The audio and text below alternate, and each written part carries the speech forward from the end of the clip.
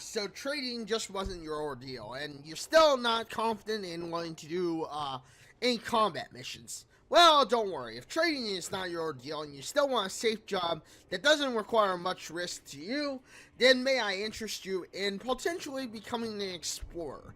But you're probably wondering, how the heck do I become an explorer? What do I need to become an explorer? And what should I do? Well, don't worry. I think I have you covered. Hello everybody, Accurye here, and welcome to another Accurye or Elite Dangerous video. So this will be another talk video about me trying to help you become an explorer, or at least consider being an explorer. Now, of course, you don't need a anaconda to be an explorer. Personally, I actually have an anaconda just because I recently got enough money to actually make an explorer anaconda. But like I said, you don't really need a anaconda to make an explorer. But you will need a few things to make a explorer ship. One is a very good frame shift drive. In my case, I'm using a 8A, I believe, or a 5A frame shift drive. You see the frame shift drive I'm using. You'll need enough power to consume, for the consumption of all your items. You'll of course need the Guardian FSD booster if you have it. I would recommend the 5 Guardian FSD booster to give you another 10 light years of jump range. If you are of course interested in that. And of course you need a somewhat okay thrusters. And of course here you can get a good look of the ship. I do apologize that it's a little laggy.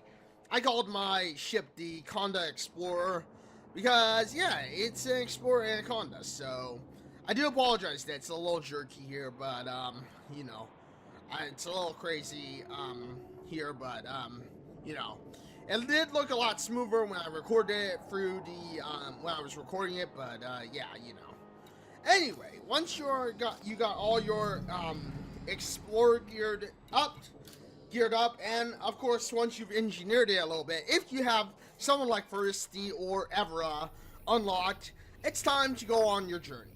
As you can see, I'm already on I kind of already have plotted out my journey on a Road to Riches map, which I will leave you a link of in my description, showing you a Road to Riches map, or at least helping you plan your Road to Riches, especially if you want to make something like, I don't know, a Federal Corvette fighter, because you're trying to get into Jameson Memorial or something like that, and you need to go triple elite. Well, don't worry, that's another story.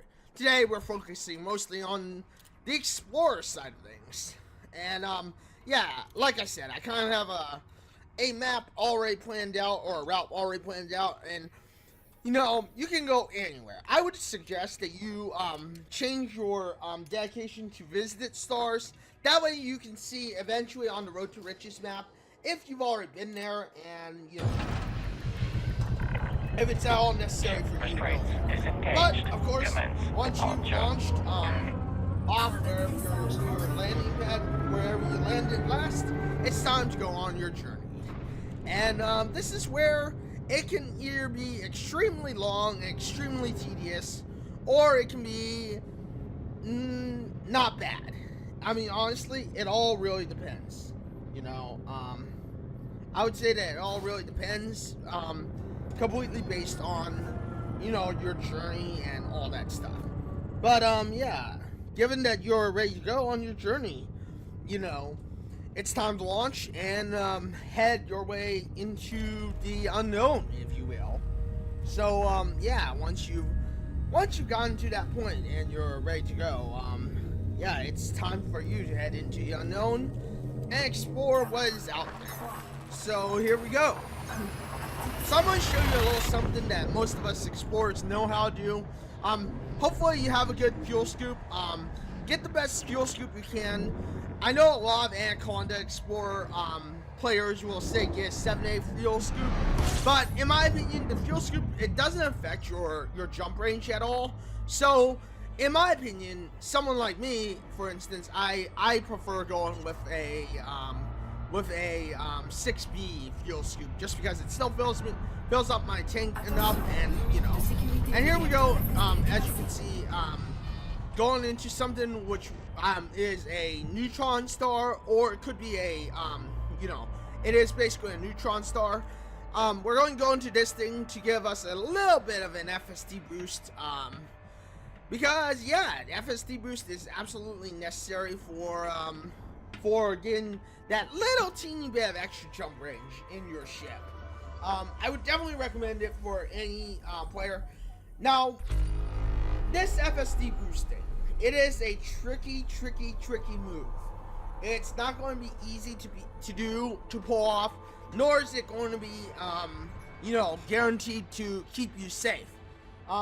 First time explorers, you can make a mistake, and I know I've done it, getting stuck in the star. So when you do go in through for FSD boost, you'll see me do it here. I would recommend trying to pull off my technique here, which is basically try to go on the outside edge of it and make sure you're watching where the gravity is for the neutron star. Because if you get stuck in one of these things, you're most likely guaranteed to be pretty much done for. And even fuel rats can't save you. But there you go. You see how I did the FSD boost? I would recommend trying to do that technique, because let's face it, if you do get into trouble with the neutron star, even fuel rats can't really save you. And I would recommend calling fuel rats if you're ever stuck somewhere and you have no fuel. Fuel rats are there to save you. They're an absolute lifesaver for anyone in of course the Elite Dangerous community, or in Elite Dangerous. As for new players, they pretty much do save the lives of many other commanders who have gotten stuck, and they may teach you a thing or two about Elite Dangerous. So you can see my jump range here. I have about 250 light year jump range with the FSD boost. Very admirable for your for players, and for this ship. But what are good explorer ships? Well, there are 3 good explorer ships that I would recommend if you have the money. 1, the Anaconda. This is by far one of the best jumping ships in the game. Unengineered, it's moderately good at jumping. At jumping from place to place, and but it is by far one of the most expensive ships. I would say if you have at least 10 million CR, get a DBX. It's a great ship, and it'll do the job.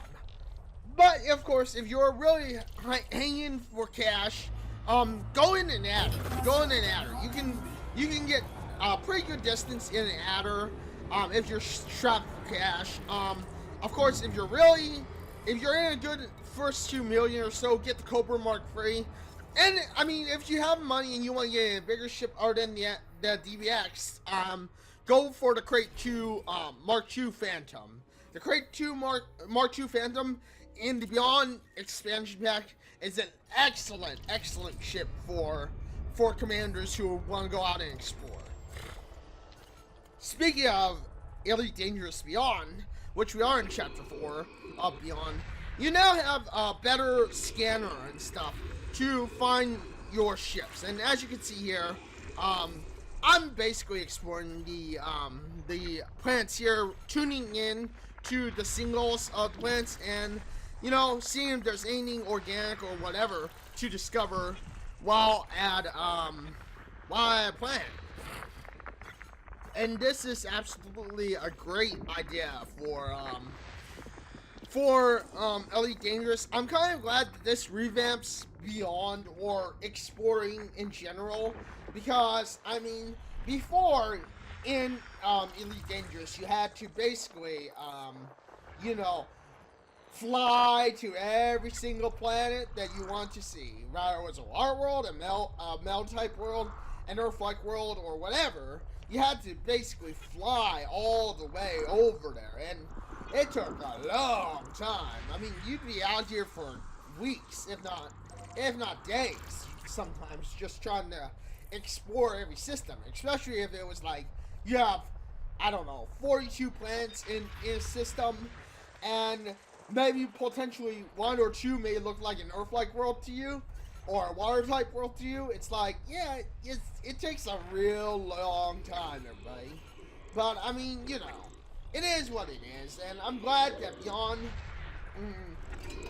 makes exploring just a little bit easier. I mean, you can still get the same bonus rewards basically for you know, for of course, you know, doing just the FSS scanner, or the, you know, the zoom in scanner. But you get a little more money by mapping it out. And here you see me mapping out a water world, if I remember correctly. So you'll see me here mapping out a water world, and this is kind of the idea for a water world map out.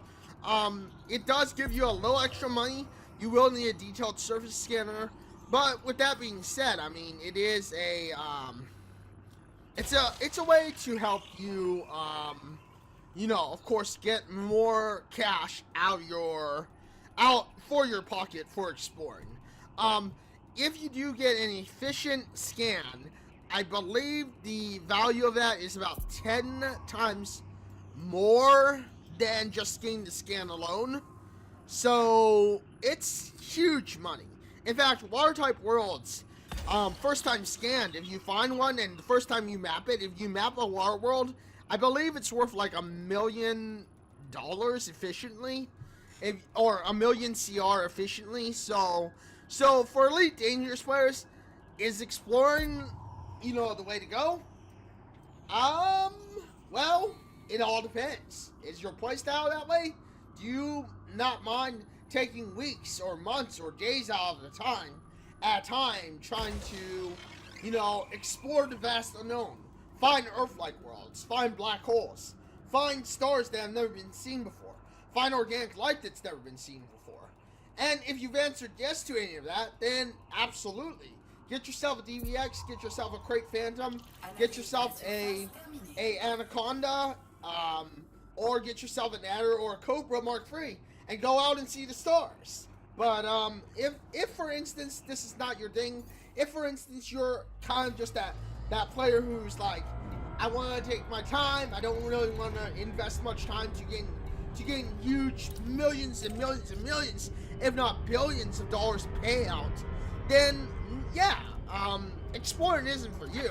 I would recommend going to do trading. I would recommend to go and do combat.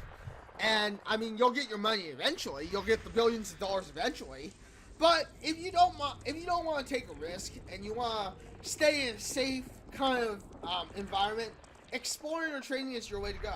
And you're just that player who's kind of like, well, I do want to get triple elite, but I don't want to go out of my way to explore. I just want to, you know, do this thing in the bubble. I don't want to go months at a time hoping that I find enough planets to get my rank up to be an elite in exploration. Then, I mean, yeah. But I mean, once you've done all of this, once you've gotten your elite, especially if you're trying to access Jameson Memorial, I mean, you know, you don't ever have to go exploring again if that's not your deal. But with that being said, I mean, thank you everyone for joining me on this video. Thank you for watching this video. If you did like this video, you know what to do. Hit the like button, get subscribed, hit the bell notification, because I know you want to know when my next video drops next. Thank you everybody for joining me on this video. I am live on Twitch at www.twitch.tv/Accurye. I am live on Wednesday, Thursday, and Saturday for sure at 4 hours to 5 hours. Monday, Tuesday, and potentially Sunday, I'm going to be live potentially for 2 to 3 hours. Wednesday, Thursday, and Saturday, of course, it'll be a 4 to 5 hour stream. But with that being said, thank you everyone for joining me on this video. And until the next one, this is Accurye signing out and saying farewell, everyone.